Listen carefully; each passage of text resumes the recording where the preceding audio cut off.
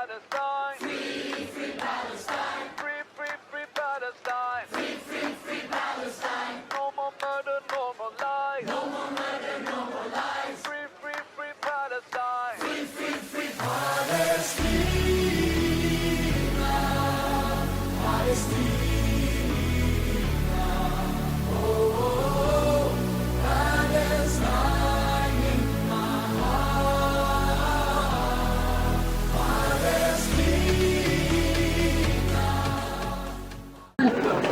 La nuit dernière, l'aviation israélienne a mené des frappes massives contre les installations nucléaires en Iran, mais pas seulement. C'est en violation de toutes les règles internationales, en ciblant leurs habitations au cœur de Téhéran. Donc vous imaginez bien que, à la mode de Gaza, quand on frappe un immeuble en pleine nuit, puisque ça s'est passé en pleine nuit, dans la nuit de jeudi à vendredi, eh bien on tue des civils inévitablement. Le scénario tant redouté et que nous redoutions nous depuis bientôt 2 ans d'une déstabilisation régionale se présente maintenant. Dans le sillage de la guerre dans la bande de Gaza, cette attaque torpille les négociations en cours sur l'accord nucléaire entre les États-Unis et l'Iran. C'est la stratégie habituelle. Chaque fois qu'il y a une négociation qui, on l'espère, pourrait aboutir, tout est torpillé par Israël. Donc cette attaque entraîne aussi le report de la conférence à l'ONU sur l'État de Palestine, qui devait se tenir la semaine prochaine à New York. Et c'est pas tout. La nuit dernière, Israël a déclaré toute la Cisjordanie en zone militaire fermée. Donc les Palestiniens de Cisjordanie sont désormais complètement coupés du monde, piégés dans leur village. Trump et Netanyahou veulent imposer leur conception d'un ordre mondial basé sur la loi du plus fort. L'immobilisation et la solidarité internationale doivent les stopper. Une fois de plus, nous sommes révoltés par les réactions diplomatiques françaises. L'heure est à la mobilisation générale pour la solidarité avec le peuple palestinien. Encore une fois, merci d'être aussi nombreux. Franchement, ça réchauffe. Il faut empêcher l'occupation, la colonisation et l'apartheid israélien de se renforcer chaque jour en Palestine occupée. L'association France-Palestine Solidarité participe aux mobilisations convergentes, comme celles qui se poursuivent pour la libération des derniers passagers du Madin de la flottille de la liberté pour Gaza, qui sont encore retenus en Israël, ou en solidarité avec la marche mondiale pour Gaza, qui se voit réprimée par les autorités égyptiennes au départ du Caire. La FPS sera également partie prenante avec ses partenaires de la LDH, de la FIDH, de la CGT, de la FSU et de Solidaire, de la marche pour accentuer la pression citoyenne sur l'Union européenne. Cette marche partira de Paris le 15 juin et arrivera à Bruxelles le 23 juin. Je vais vous lire un communiqué de l'Union juive française pour la paix du 9 juin dernier. Les autorités israéliennes ont intercepté et arrêté illégalement les 12 humanitaires et activistes pacifiques du navire Freedom Flotilla, transportant de l'aide humanitaire à destination de la population civile de Gaza, soumise à un blocus total depuis le 2 mars 2025. Cette interception a eu lieu dans les eaux internationales, de manière illégale. Notons que la mobilisation internationale a obligé l'armée israélienne à prendre des précautions et à éviter une attaque meurtrière de la flottille comme celle qui, en 2010, avait fait 9 morts. L'UJFP exprime sa vive inquiétude pour l'équipage arrêté et son indignation face à des crimes de guerre répétés. Les images de l'armée israélienne tirant sur les Palestiniens affamés qui viennent chercher de l'aide humanitaire hantent nos mémoires de juives et de juifs, nos parents ou grands-parents qui ont connu l'extermination de masse et la famine organisée. Les Israéliens qui prétendent agir en notre nom, nous juifs, sont des criminels de guerre et des génocidaires.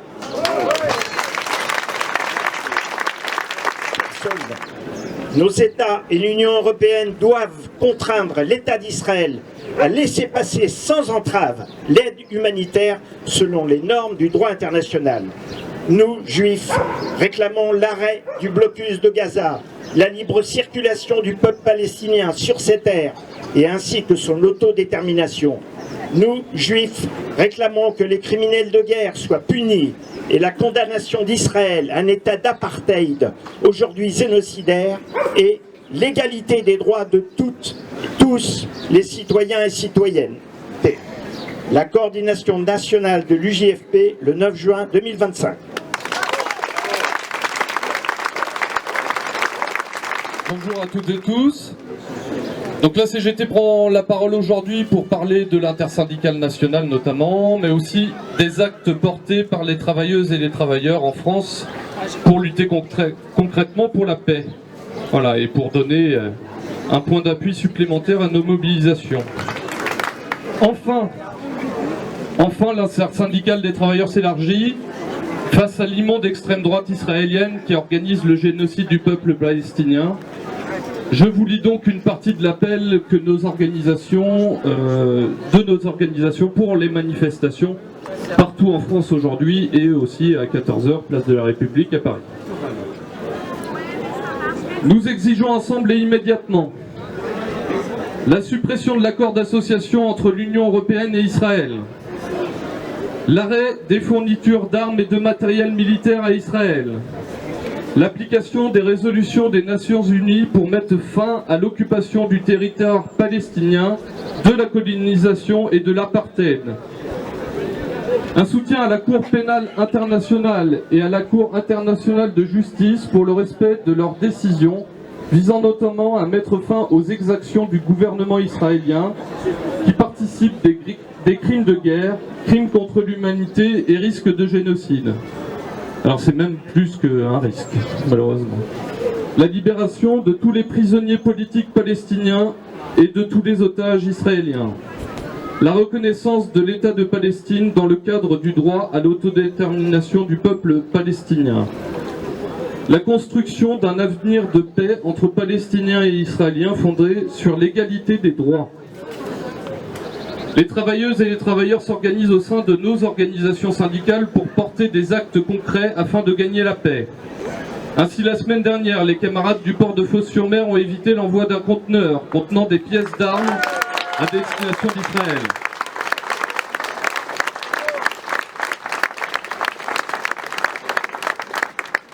Aujourd'hui même, nos camarades CGT et solidaires de la zone aéroportuaire de Roissy cherchent à intercepter une cargaison militaire à destination d'Israël transitant par leur aéroport.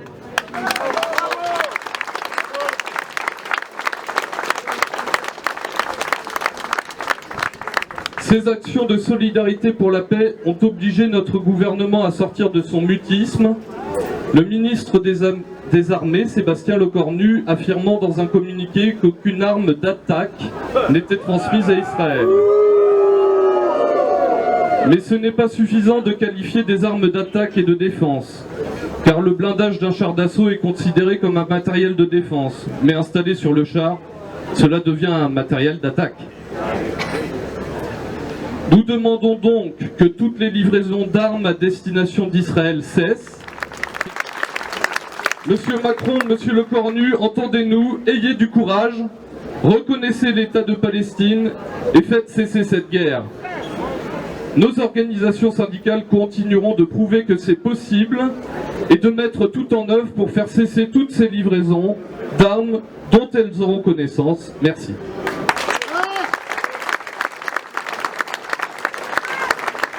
De Caroline, ma fille, qui en ce moment est au Caire pour la marche vers Gaza.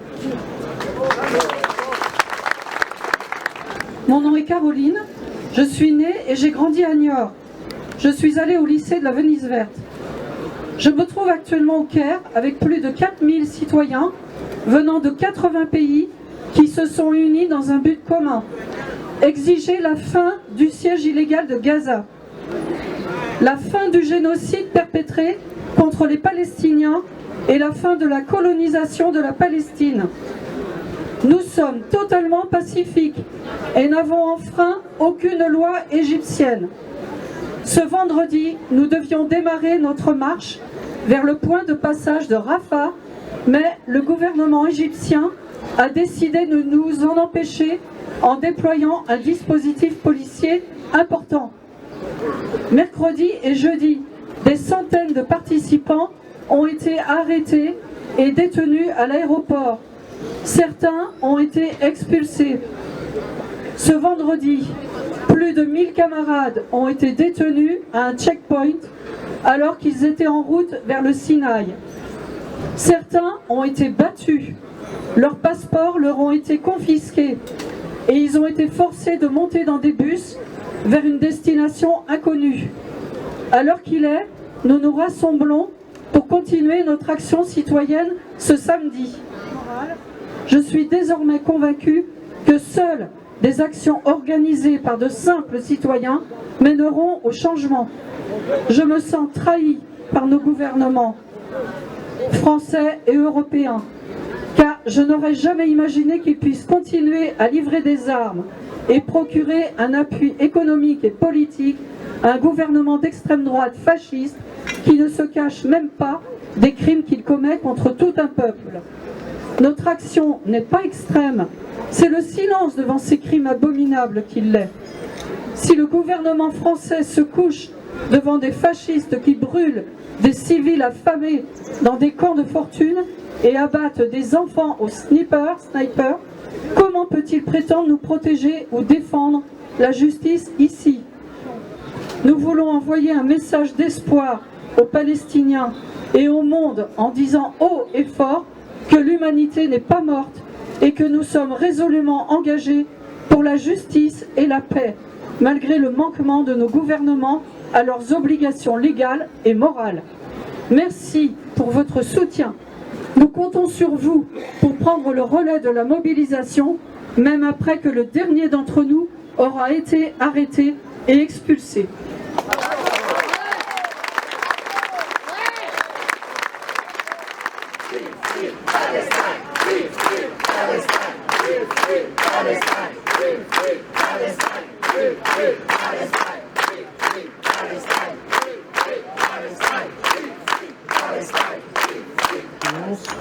Donc juste pour préciser, moi je m'exprime au nom de l'Union locale CGT du Pays Mélois, dont je suis le secrétaire, et je me réjouis que l'intersyndicale ait enfin appelé à venir au rassemblement pour la Palestine, même si évidemment mon syndicat est très investi dans le soutien à la Palestine, en tous les cas localement. Brahim Abdallah, c'est un militant libanais qui est enfermé dans les geôles françaises depuis 41 ans.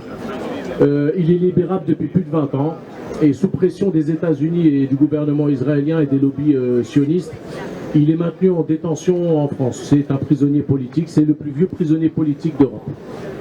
C'est très important, Georges Abdallah, c'est un exemple de lutte, de combativité, de résistance et de résilience. Et les amis, moi, je vais redire ce que j'ai dit la dernière fois, on ne peut pas soutenir la Palestine, mais dénoncer le colonialisme israélien sans dénoncer son propre colonialisme. C'est pas possible. C'est une insulte au peuple palestinien de fermer les yeux devant le colonialisme français en ignorant les colonies françaises que sont la Kanaki, les Antilles et tant d'autres. Merci beaucoup à vous tous et toutes. La guerre qu'Israël mène depuis 1948, elle est destinée à effacer totalement l'existence de l'identité nationale palestinienne. La guerre était contre des maisons, contre des bibliothèques, contre les librairies, contre les intellectuels, contre le poème, contre les femmes palestiniennes qui portent la robe palestinienne brodée à la lumière de chandeliers dans les prisons palestiniennes. Cette politique de destruction de cette culture palestinienne qui qui est la ligne, qui est le fil invisible, qui attache et qui lie le peuple palestinien à sa patrie, à sa terre, à son histoire, à son patrimoine contenu aujourd'hui.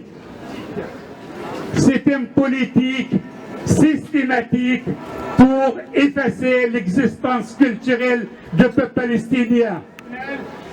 L'attachement du peuple palestinien à son identité, il sera toujours éternel. Cette guerre déclarée par Israël, malheureusement, elle est soutenue par des financiers internationaux sous la pression. Le financement extérieur de la culture palestinienne, il est conditionné à ne pas utiliser du vocabulaire qui gêne. Un artiste palestinien n'a pas le droit de parler de Nakba. Il n'a pas le droit de parler d'apartheid et pratiqué par la politique israélienne. Il n'a pas le droit de parler de droit de retour. Donc, la politique offensive, criminelle, systématique d'Israël contre la culture palestinienne, elle est soutenue par des complices en Europe et dans les pays européens. Ça fait plaisir d'avoir que les intellectuels, malgré les situations, des conditions inhumaines, continuent à produire. C'est ça le peuple palestinien, c'est pas seulement un peuple qui résiste par les armes, mais aussi qui résiste par le mot, par les tableaux, par les poèmes, par les romans et par les expos. Et la résistance palestinienne sera une résistance globale. Vive le peuple palestinien, vive les poètes palestiniens, vive le romancier palestinien, vive les peintres palestiniens, vive l'enfant palestinien qui écoute la musique, vive les clowns palestiniens qui essayent de soulager les souffrances des enfants palestiniens. Et vive la Palestine, sa culture, elle sera éternelle.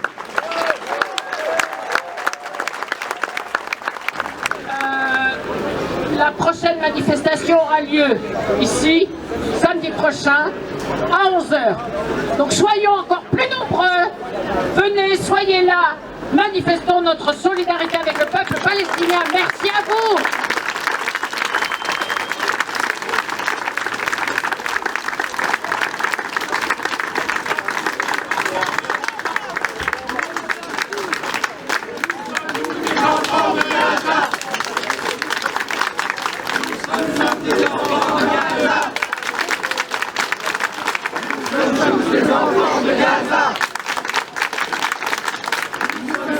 Enfants de Gaza.